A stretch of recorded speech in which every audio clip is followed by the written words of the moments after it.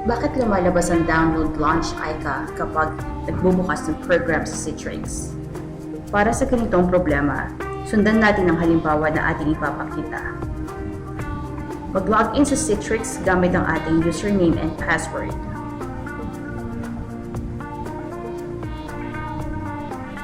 Matapos makapasok sa Citrix, ating sinubukan na i-run ang PMR.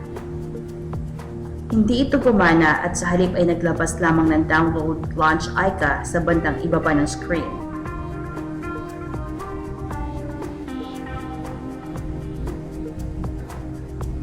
Para sa ganitong problema, mag-log out sa Citrix.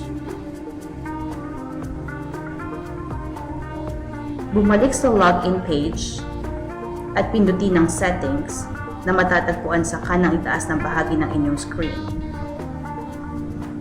Pindutin ang Change Client button.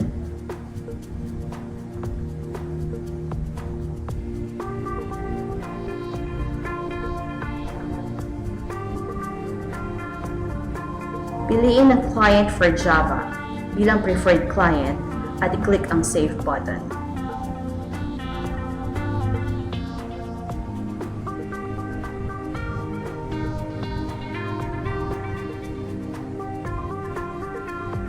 Muling mag-login sa Citrix at subukan muling patakbuhin ang PMR.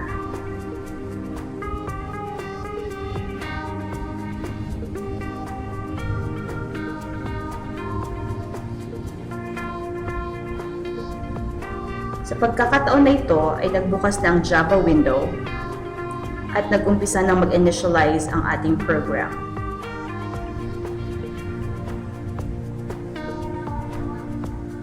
Ang pag-load ng program ay maaaring maging mabilis o mabagal sa kadahilan ng ito ay dumidepende sa bilis ng ating internet connection.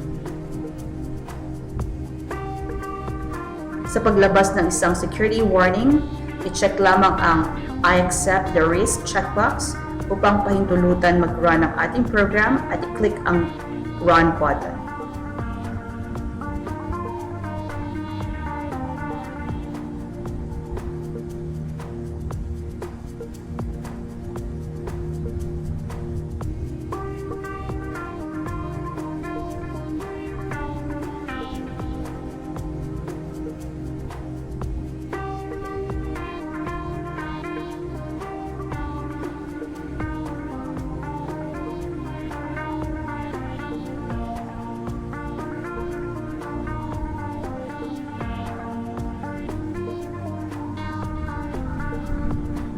Makalipas ang ilang segundo ng paghihintay ay maaari na nating gamitin ang ating PMR.